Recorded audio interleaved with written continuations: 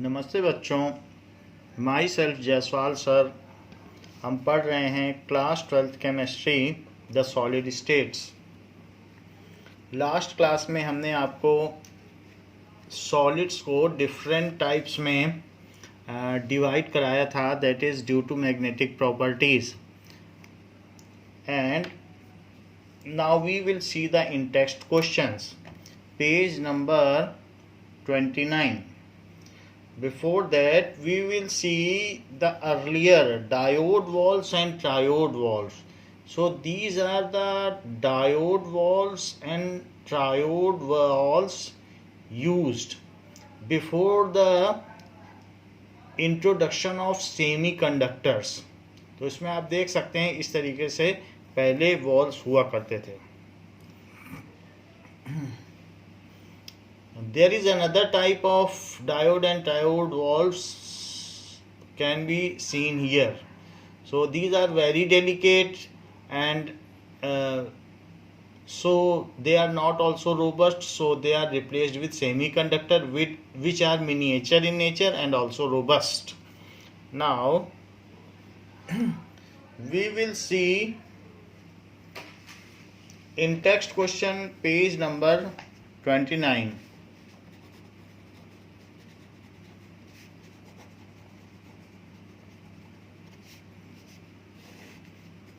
Page number 29. What type of defects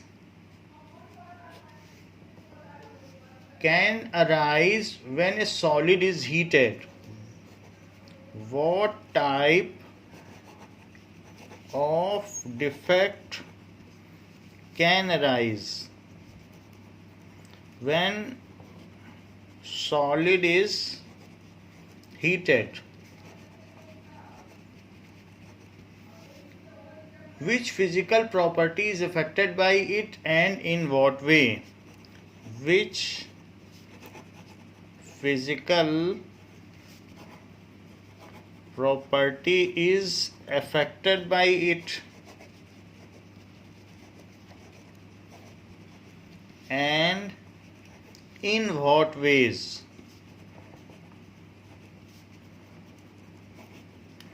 So जब हम heat करते हैं तो सॉलिड में किस तरीके के डिफेक्ट आ जाते हैं और उससे कौन सी प्रॉपर्टीज अफेक्ट होती हैं. So at 0 kelvin there is a perfect order of arrangement of atoms. When there is a rise in temperature then some deviation from complete order takes place. That is called imperfection in solid. So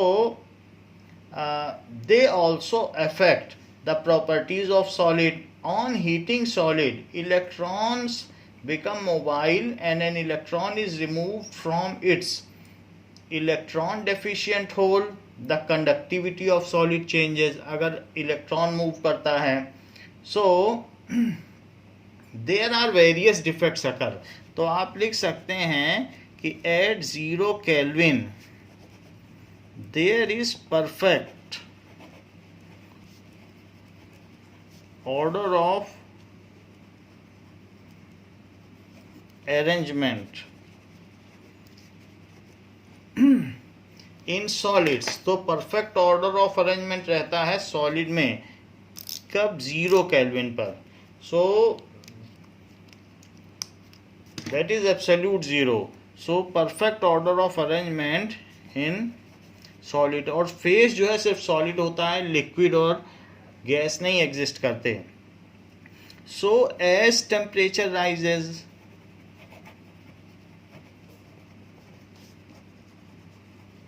then temperature के rise करने से some particles are removed from their lattice points or from a complete row. Some particles are removed from lattice points or from entire row. This gives arise of line defect, that is point defect and line defect. क्योंकि सबसे पहले lattice point से कुछ हटा है तो आप कह सकते हैं कि पॉइंट डिफेक्ट आ गया. So this is point defect. So point defect and line defect respectively.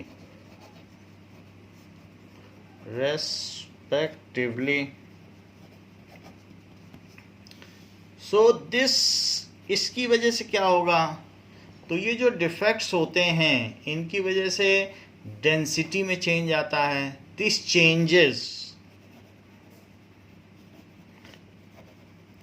Density, tensile strength पर भी असर पड़ेगा. Tensile strength. इसके अलावा कलर, हमने आपको बताया था कि फार्बेन जेंडर, अगर इलेक्ट्रॉन किसी में रह जाता है और एटम निकल जाता है तो वो एफ सेंटर्स कहलाते हैं. और ऐसे केस में NaCl में येलो कलर इम्पार्ट होता है, KCl में पिंक कलर होता है और LiCl में लाइलैक कलर इम्पार्ट होता है. सो कलर चेंज भी हो सकता है कि इस तरीके से अगर हीट किया जाए occurs.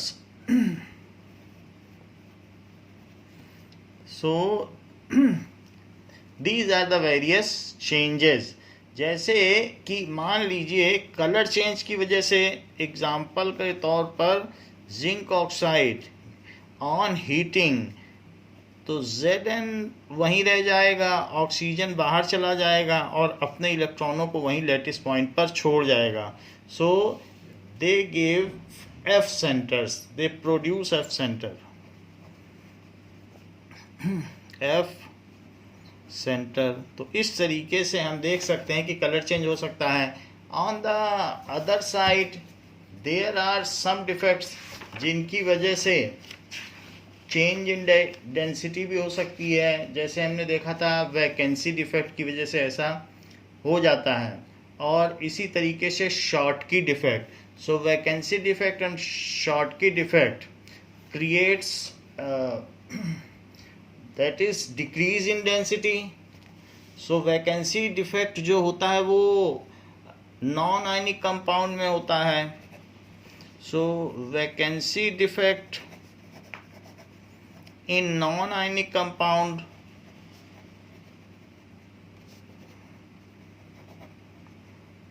and Schottky defect in ionic compound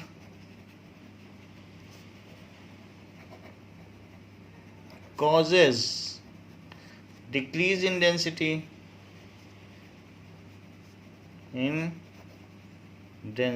तो इस तरीके से ये सारे चेंजेस आ सकते हैं. Now next question asks what type of stoichiometric defect is shown by zinc sulfide and silver bromide. So what type of stoichiometric defect is shown by zinc sulfide and silver bromide. इन दोनों के द्वारा कौन कौन से defect दिखाए जाते हैं? So zinc sulphide show Frenkel defect और dislocation defect. So zinc sulphide shows Frenkel defect. Frenkel defect को डिसलोकेशन डिफेक्ट भी कहा गया है. Zinc sulphide shows Frenkel defect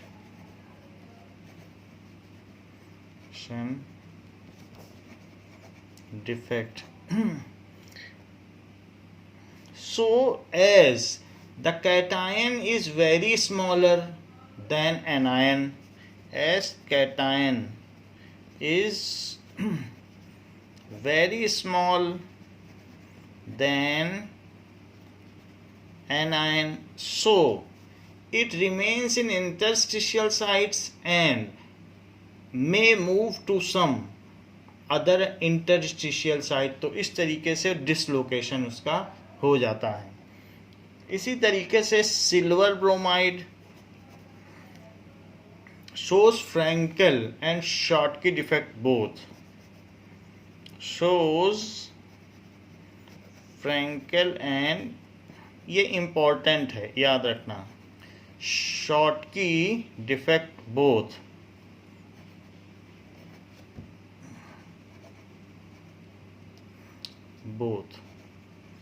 तो इस तरीके से ये दोनों डिफेक्ट शो करता है. Schottky, that is K, Schottky defect. So it shows Frankel and Schottky defect both. Now next question पूछ रहा है कि explain how vacancies are introduced in ionic solid when a cation of higher valence is added as impurity to it. So impurity defect के बारे में question है कि explain how vacancies are introduced. So how vacancies are introduced.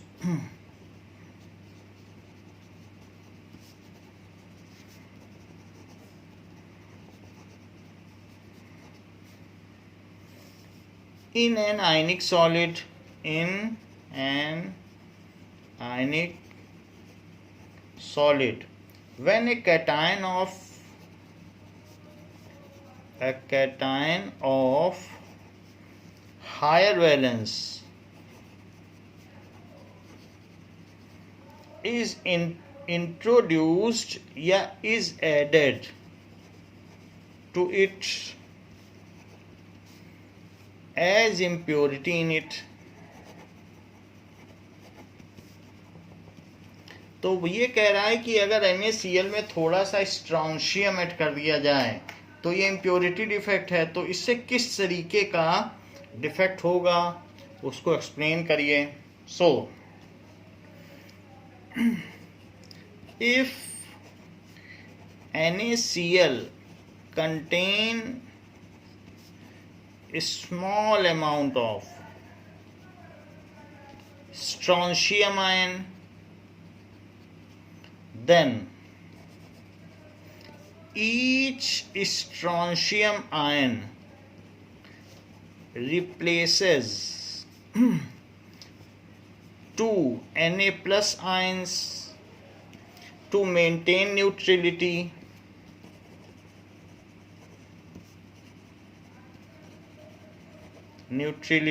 तो इस तरीके से neutrality maintain करने के लिए मान लीजिए Na plus Cl minus Na plus Cl minus Cl minus Na plus Cl minus Na plus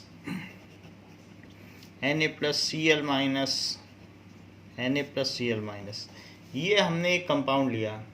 तो अगर इन दोनों जगह से Na प्लस हट जाए, ये दोनों हटा दें, इसको और इसको हटा दें और एक स्ट्रोंशियम लगा दें, तो उससे क्या होगा कि it will make no change in the charges. Total charge तो वही रहेंगे.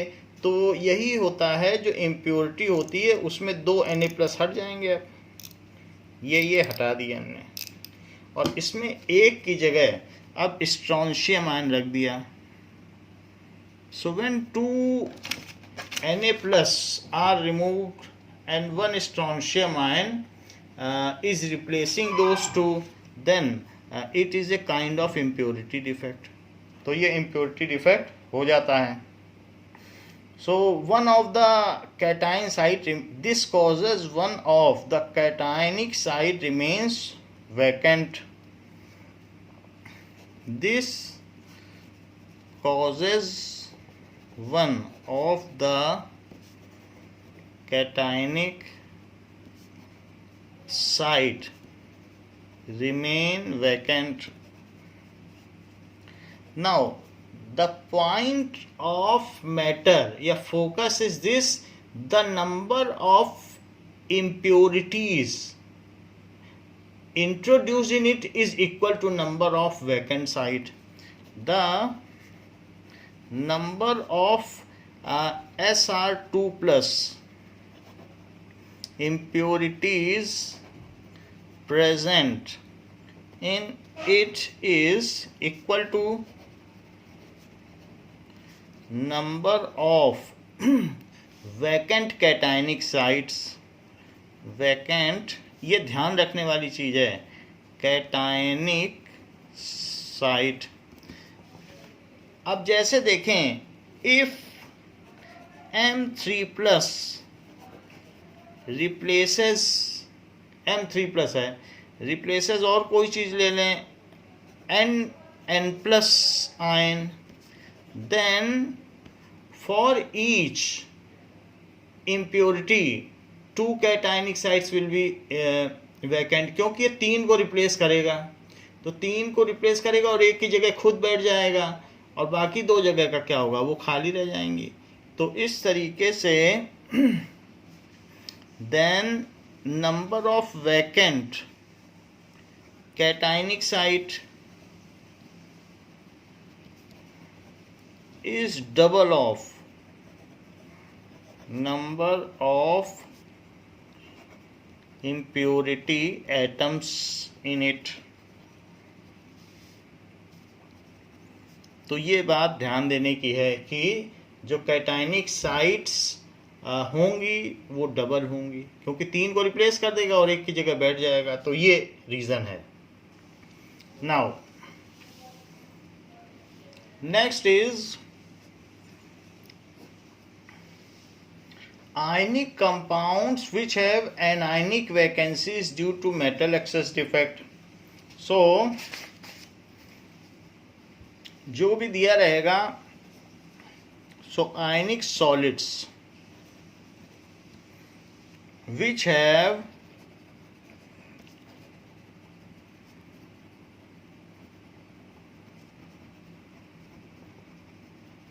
anionic vacancies due to metal excess defect develop color.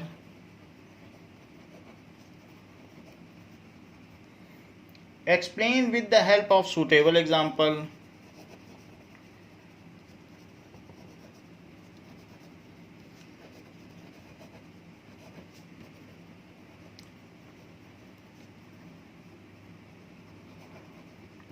Now like if sodium chloride is heated in vapor of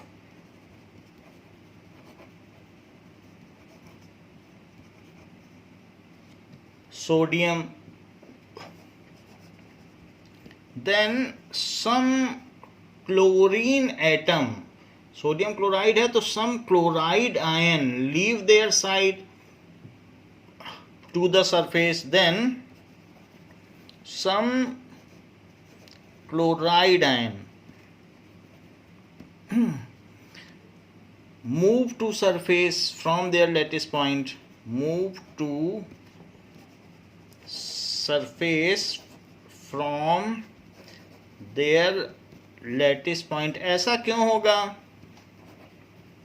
As sodium get deposited, as sodium get deposited on NaCl crystal, and खड़े नमक के ऊपर sodium deposit हो जाएगा उसकी vapour.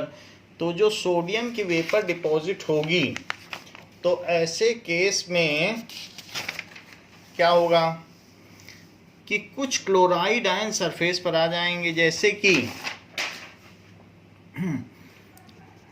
Na plus Cl minus, Na plus Cl minus, Cl minus Na plus Cl minus, and Na plus Cl minus Na plus Cl minus. ये तो हमारा लैटिस हो गया, लेकिन मान लीजिए इसमें सोडियम डिपॉजिट हो गया है, इसकी सरफेस पर एक सोडियम डिपॉजिट हो गया। So one of the chloride ion completely come to this side and Na will leave its electron and form electrostatic bond with it.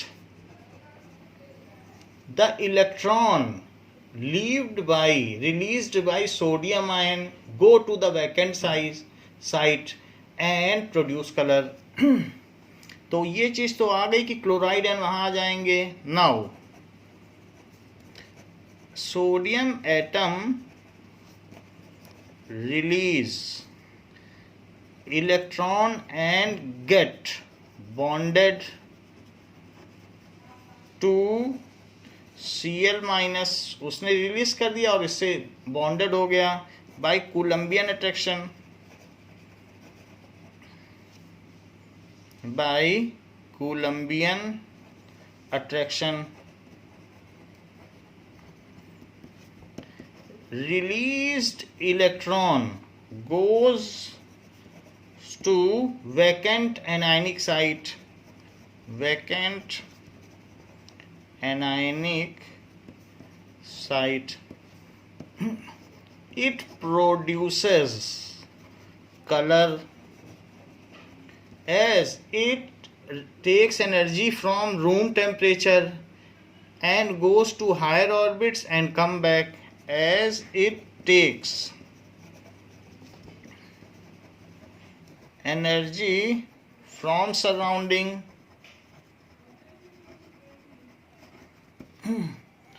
go to higher orbits, उसी के पास जो एटम्स हैं उसी के हायर ऑर्बिट्स में, and while coming back releases photon of visible wavelength, and while coming back releases photon of visible wavelength।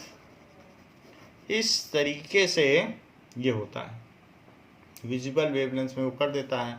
सच जो sites are called F centres, such color producing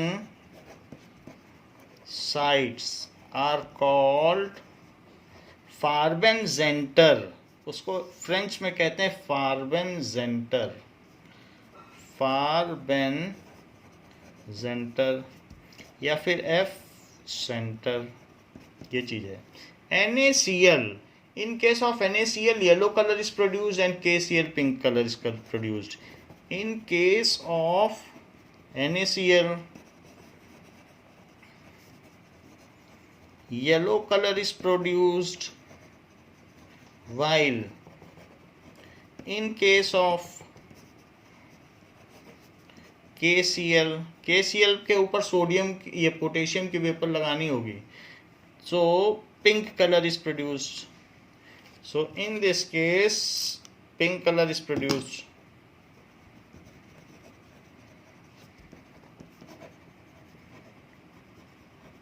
ये चीज है।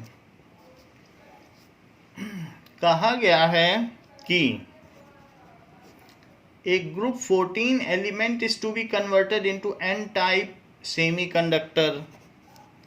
A group 14 element, सिलिकॉन या germanium हो सकता है,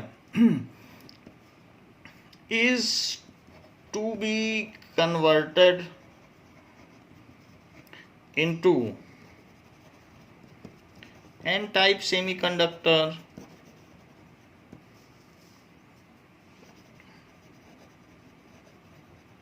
तो n type semiconductor इसको हमें बनाना है। नाउ अब देखें कि क्वेश्चन में पूछा गया है कि by doping it with a suitable impurity, by doping it with a suitable impurity. To which group should this impurity belong?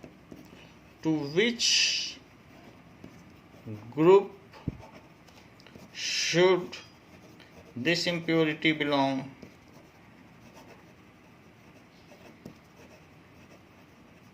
तो आपको एन टाइप बनाना है, तो आपको क्या करना चाहिए, उसमें इलेक्ट्रॉन एक्सेस इम्प्योरिटी मिलानी होगी. So the impurity should be from group 15 elements. The impurity should be pentavalent. That is from group 15. That is Al और गैलियम. ये सब किया जा सकता है, ऐसे लिखना है. What type of substance would make better permanent magnet? Ferromagnetic or ferrimagnetic? Justify your answer. So what type of substance would make better permanent magnet? जिसमें रिटेंटिविटी हो, जो रिटेन कर सके डोमेन की डायरेक्शन को. So what type of substance would make better permanent magnet?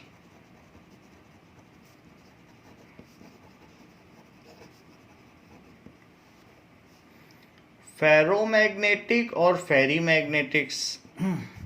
Ferromagnet अच्छे permanent बन सकते हैं या फेरीमैग्नेटिक.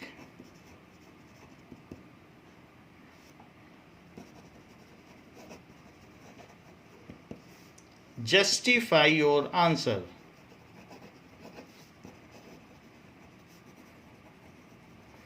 परमानेंट मैग्नेट वो होते हैं जो दूसरों के डोमेन को अलाइन कर दें, तो उनकी खुद की भी स्ट्रेंथ बहुत अच्छी होनी चाहिए. तो उसके लिए उसके सारे डोमेन अलाइन होंगे, then its dipole moment will be larger and it has more power to align the domains of other magnet. तो इसलिए आयरन, कोबाल्ट, निकल. सो आप इसका आंसर लिख सकते हैं कि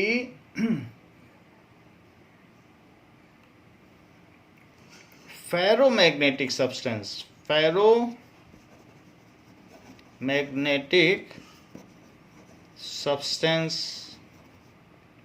ऐसा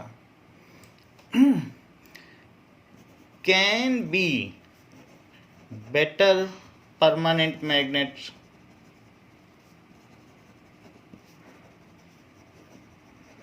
As in presence of magnetic field,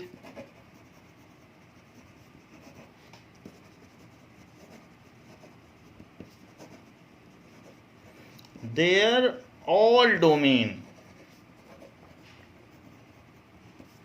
get aligned to external applied magnetic field.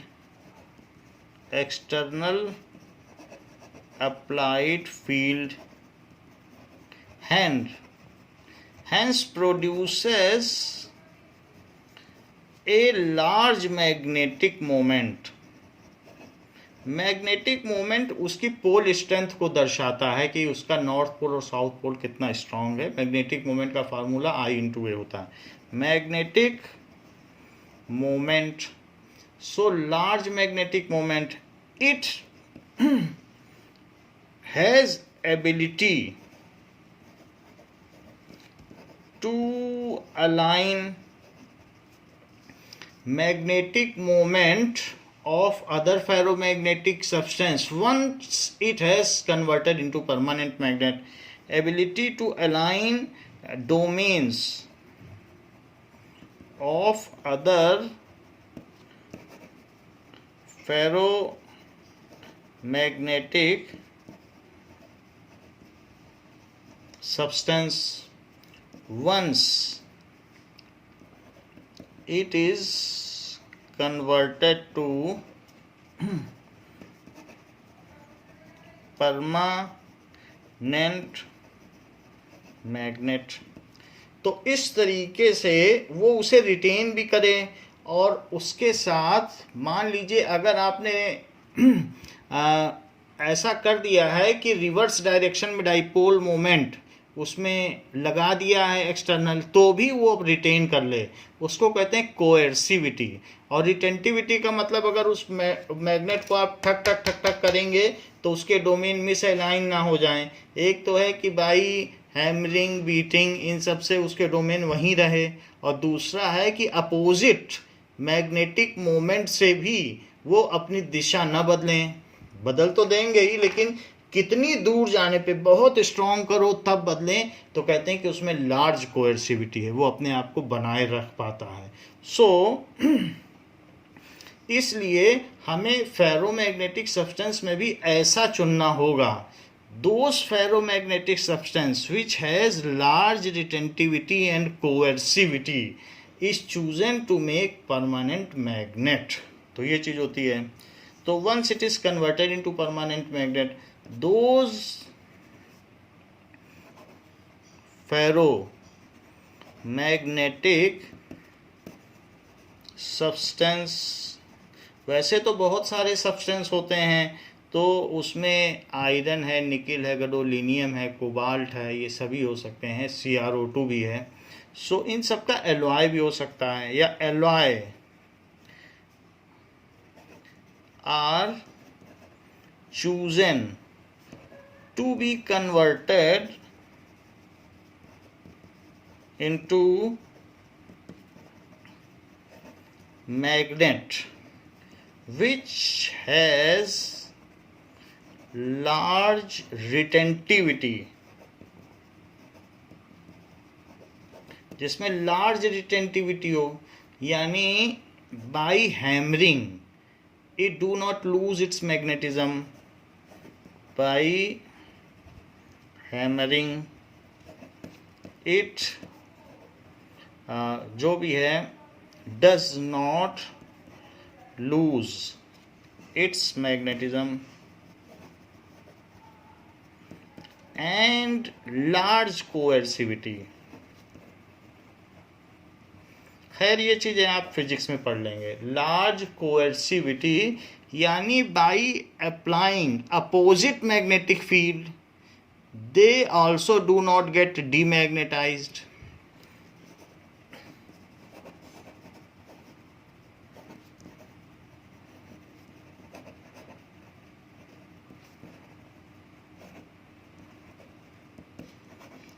Field, they should not get demagnetized. They should not get demagnetized. तो ये सारी प्रॉपर्टी होनी चाहिए. तो ऐसे हम चुने. वैसे तो फेरोमैग्नेटिक सब्सटेंस जहाँ पूछे गए हैं उसमें सबकी लिस्टिंग भी कर दीजिएगा कि कौन कौन से हैं. Fe, क्योंकि उसी पे क्वेश्चन है. कोबाल्ट, गैडोलीनियम, CrO2, तो ये सारा यहाँ लिख देना चाहिए क्वेश्चन को और इम्प्रूव करने के लिए. अब देखें, ferrimagnetic substance are not chosen to make permanent magnet because they can not produce large magnetic moment. उसमें तो थोड़े इधर होंगे थोड़े उधर होंगे तो काट ही देंगे.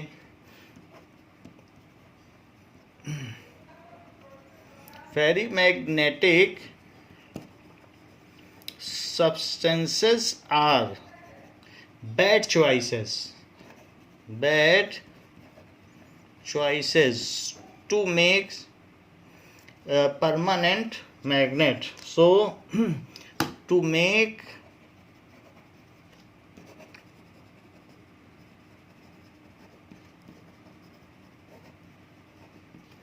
as they cannot produce large magnetic moment, they cannot produce large magnetic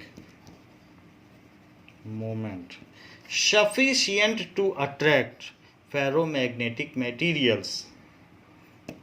ठीक है, तो इस तरीके से हम फेरोमैग्नेटिक को ही चुनेंगे, फेरी मैग्नेटिक को नहीं चुनेंगे, फेरी मैग्नेटिक नहीं चुनेंगे। नाउ बात की गई है कि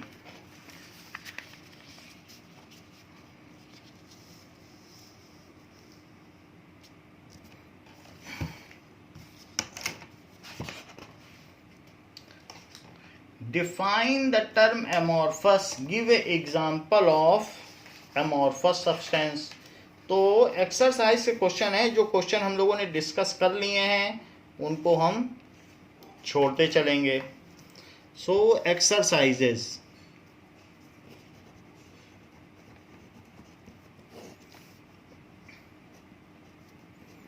define term amorphous, give few examples,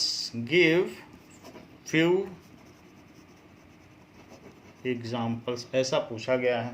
So if constituent particles are not arranged in a regular manner, if constituent particles of solids are not arranged in regular manner, regular manner में नहीं है, अगर कहीं कहीं ऑर्डर दिख भी जाता है तो शॉर्ट रेंज ऑर्डर है, तो उस केस में वो एमॉर्फस सब्सटेंस हुआ। They have short range order.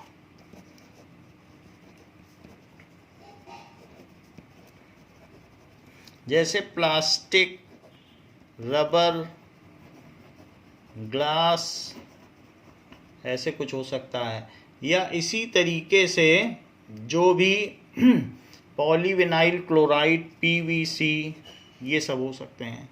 तो ऐसे कंपाउंड पॉलीमर्स, दूसरे भी पॉलीमर्स भी यही हैं। तो ये एमॉर्फस सब्सटेंस होते हैं। Now they are called pseudo solids, they are called, ये solid माने भी नहीं जाते हैं, so pseudo solid। What makes a glass different from a solid as quartz?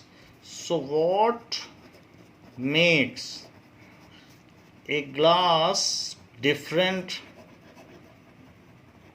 from solid such as quartz? Quartz के crystal होते हैं।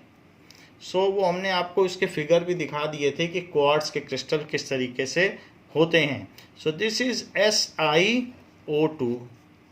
तो इसमें आपको जो डिफरेंस लिखना है, ग्लास एमॉर्फस है और क्वार्ट्ज क्रिस्टलाइन है। So write difference between amorphous and crystalline solid. Write difference between amorphous and crystalline solid।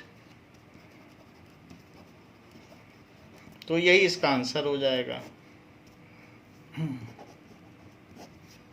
तो this is the answer of it.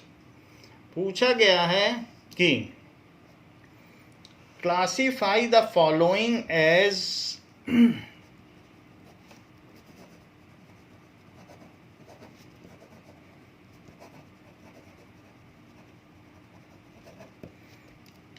as ionic, metallic, molecular network or amorphous solid। as ionic, metallic, network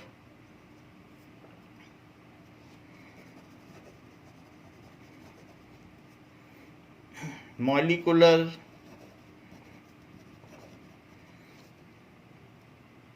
और amorphous solid.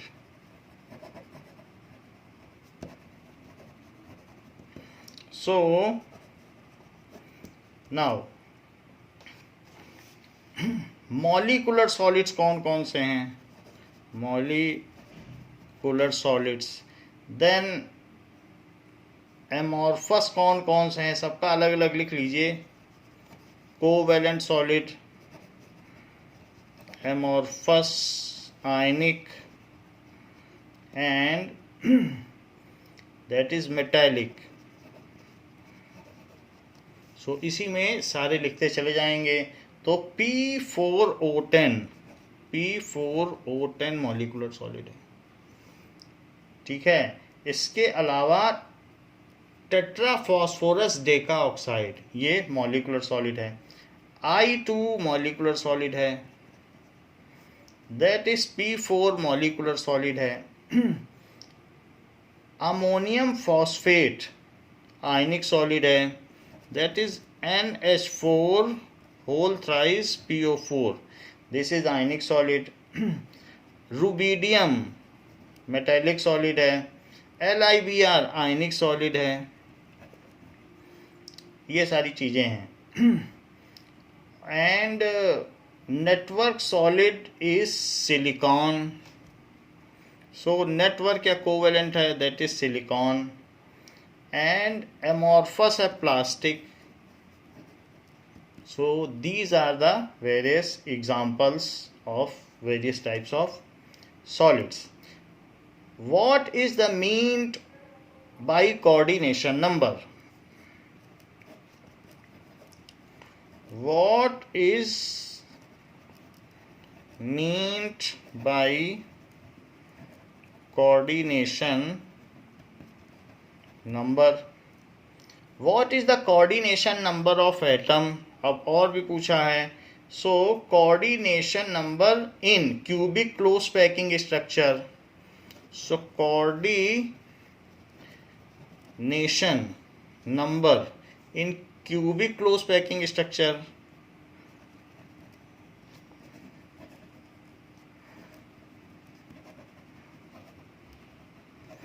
And body centred cubic structure, body centred cubic. तो coordination number जो cubic close packing है उसमें 12 होता है, जबकि body centred packing में वो कितने एटम से टच करेगा? बॉडी सेंटर्ड पैकिंग हमने आपको दिखाई थी, बीच में एक एटम है और वो 8 से टच करता है। तो इस तरीके से बॉडी सेंटर्ड में 8 हो जाएगा, इसी का आंसर 8 है और इसी का आंसर 12 है। So these are the various structures. Now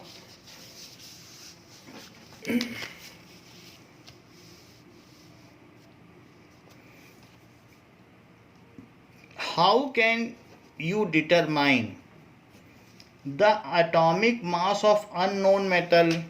How can you determine the atomic mass of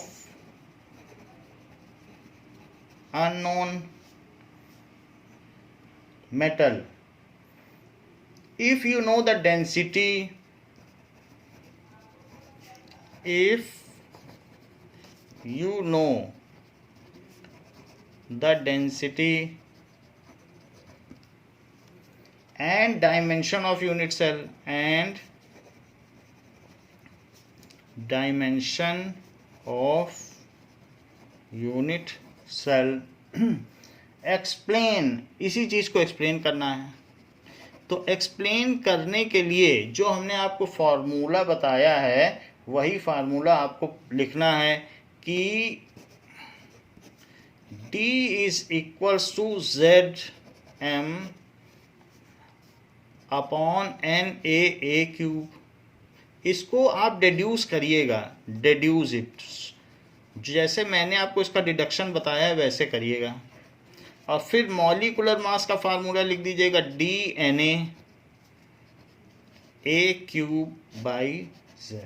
इस तरीके से आप कर सकते हैं, जहाँ पर Z is equal to 4 for FCC। FCC को CCP भी कहते हैं, ये चीज़ हो जाएगा। और FCC हो गया। इसके अलावा Z is equal to 2 for BCC and Z is equals to 1 for simple cubic. ये चीज़ लगाई जा सकती है। तो इसका डिडक्शन करना है, ये 4 मार्क्स का क्वेश्चन आएगा। नाउ क्वेश्चन पूछा जा रहा है कि stability of A crystal is reflected in the magnitude of its melting point. Stability of a crystal is reflected in the magnitude of, जितना ज़्यादा मैग्नीट्यूड होगा मेल्टिंग पॉइंट का, बहुत लार्ज मेल्टिंग पॉइंट होगा, तो इसका मतलब है कि बहुत हाई वॉन्डर वॉल फोर्सेस या कोलम्बियन फोर्सेस या मेटेलिक बॉन्ड्स या कोवेलेंट बॉन्ड नेटवर्क है, ये सारा उसमें बहुत ज़्यादा है, तभी तो मेल्टिंग पॉइंट ज़्यादा है।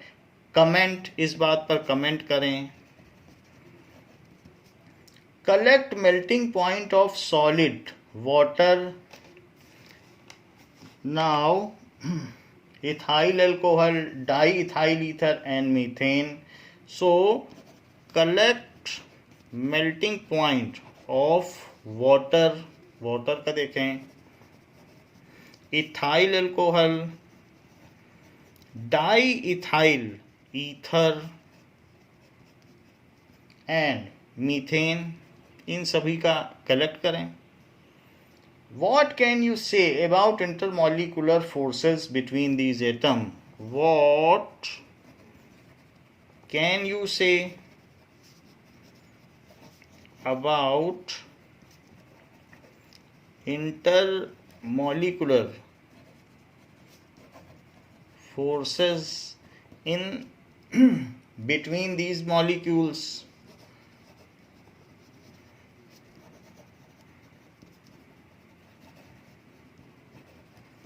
सो इसमें आप कलेक्ट करें। वाटर के केस में तो आपको मालूम है। So melting point of water is 273 kelvin. Ethyl alcohol का 78 डिग्री सेल्सियस होता है। खैर ये केल्विन में दिया है और प्रिसाइज दिया है 150, that is equals to 155.7 kelvin. So C2H5OH का ये 155.78 तो बॉइलिंग पॉइंट हो गया। इसका मेल्टिंग पॉइंट कुछ निगेटिव में होगा, तो बॉइलिंग पॉइंट तो 78 हो गया इथाइल अल्कोहल का, ये मेल्टिंग पॉइंट की बात कर रहा है, तो ये 155.7 केल्विन। इसको देख लें सेल्सियस में कितना होगा। So kelvin is equals to degree Celsius plus 273, तो 155.7 plus 273, 7 minus 273 is equals to degree Celsius. तो इसको जब हम माइनस करेंगे 273 से, सो 273 और 155.7, तो यहाँ 3 आ जाएगा, यहाँ पर 12 तो 7 आ जाएगा, और 6 तो 1 आ जाएगा, और 1 आ जाएगा, माइनस 117.3। ऐसा हम लोगों ने 10th में पढ़ा भी था कि माइनस 117.3 होता भी है, तो वो चीज़ याद आ गई। सो जो भी हो। और डाईथाइल ईथर का C2H5O C2H5, it is 156.8 kelvin and methane it is 90.5 kelvin. तो ये चीज़ आई है। अब इसमें तो H बॉन्डिंग होती है, इसमें इथेनॉल में भी H बॉन्डिंग होती है, और इसमें वीक वॉन्डर मॉलिकुलर फोर्स होता है और CH4 इसमें डिस्पर्सन फोर्स होता है. So higher the melting point greater is the force. तो you can say that high melting point is इन सब में जो भी है तो वो किस वजह से है. इट इज ड्यू टू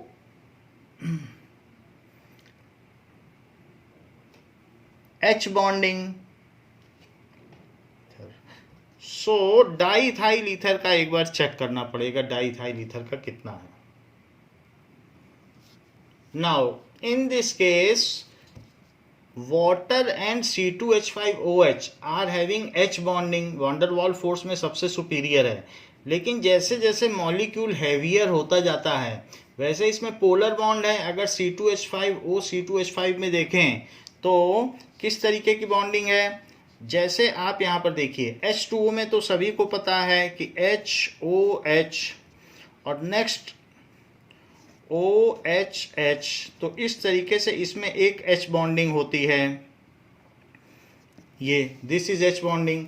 जबकि C2H5OH, तो C2H5 को तो एक तरफ ही लिख देते हैं OH और बाकी दूसरा C2H5OH, तो उसमें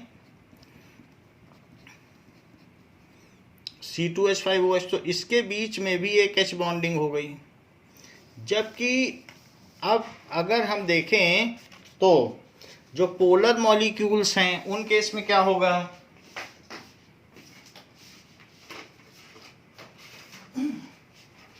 नाउ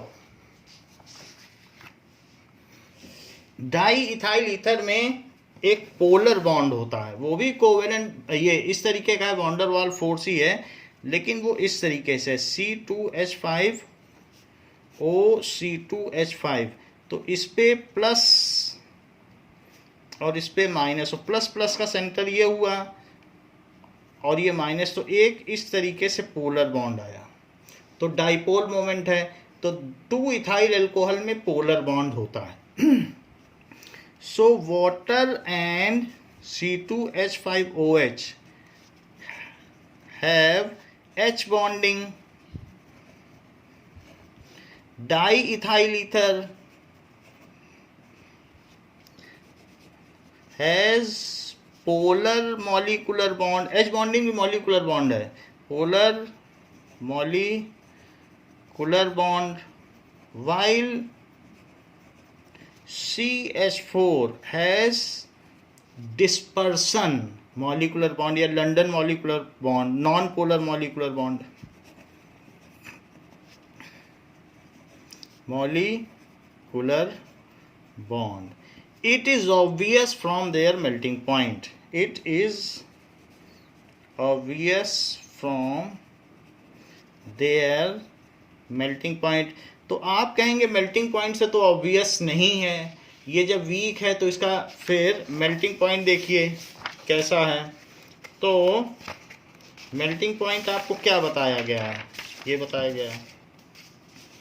तो इसका मेल्टिंग पॉइंट ज़्यादा है, 1 डिग्री ज़्यादा हो रहा है. तो आप कहेंगे इसमें हायर क्यों है, इसका मतलब फोर्स स्ट्रॉन्गर है. एक्चुअली इसका मोलर मास ज़्यादा है. मोलर मास ज़्यादा होने पर ज़्यादा एनर्जी देनी पड़ती है उनको अलग अलग करने के लिए. अदरवाइज़ अगर ये इसी मोलर मास का होता और कोई ईथर होता, डाई मिथाइल ईथर, तो उसका मेल्टिंग पॉइंट इससे कम होता. तो इस तरीके से 40 डिग्री ज़्यादा इसलिए हो गया. तो ये मोलर मास की वजह से है. बाकी सबसे स्ट्रॉन्ग इसमें है, उससे कम इसमें है, उससे कम इसमें होना चाहिए बट मास की वजह से है, और फिर सबसे कम इसमें है. सो इस तरीके से melting point give us an idea about the strength of bonding between atoms. जैसे आप देखें कोवेलेंट में 5000 है डायमंड के केस में. तो बच्चों इस क्लास के लिए इतना ही. जो बचे हुए क्वेश्चन हैं आपको नेक्स्ट क्लास में कराए जाएंगे. थैंक यू बच्चों.